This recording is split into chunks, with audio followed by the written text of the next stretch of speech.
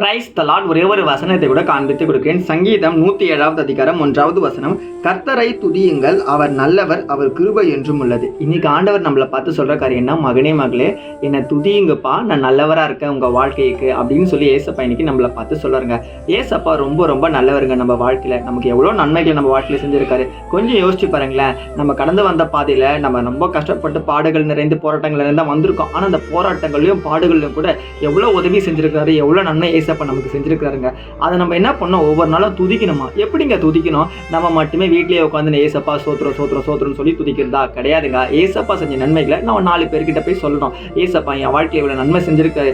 ஏசப்பா நம்ம தேடும்போது நம்ம வாழ்க்கை நல்லா இருக்கும், நமக்கு ரட்சிப்பு கிடைக்கும், சமாதானம் கிடைக்கும், பரிசுத்தமான ஒரு வாழ்க்கை கிடைக்கும், நமக்கு பரலோகராஜ்யம் கிடைக்கும்னு சொல்லிட்டு ஆண்டவரை பத்தி நம்ம 4 பேர்கிட்ட சொல்லணும் தாங்க. ஏசப்பா நமக்கு அநேக நன்மைகளை செஞ்சு நமக்கு சாட்சியே வச்சிருக்குது. இன்னைக்கு உங்க வாழ்க்கையில கூட பாத்தீங்கன்னா ஏசப்பா உங்ககிட்ட சொல்ற காரியம்னா, மகனே மகளே, நீ ஸ்கூலுக்கு போற, காலேஜ் போற, வேலைக்கு போற, நிறைய இடத்துக்கு போற, ஆனா நீ ஏன் என்னை பத்தி சொல்றதுக்கு கூச்சப்படுற? இன்னைக்கு நீ என்னை பத்தி சொல்ற ஒரு மகனா மகளா மாறுன்னு சொல்லி ஏசப்பா இன்னைக்கு உங்களை பார்த்தா சொல்றாரு. அதாவது என்ன விஷயம்னா, சுவிசேஷ அறிவிங்கன்னு சொல்லி ஏசப்பா இன்னைக்கு நம்மளை பார்த்து சொல்றாரு. சுவிசேஷ அறிவிக்கிறது நம்மளுடைய கடமைங்க, மறந்துடாதீங்க. விசுவாசிக்கிறீங்கன்னா ஆமேன் போட்டுக்கோங்க.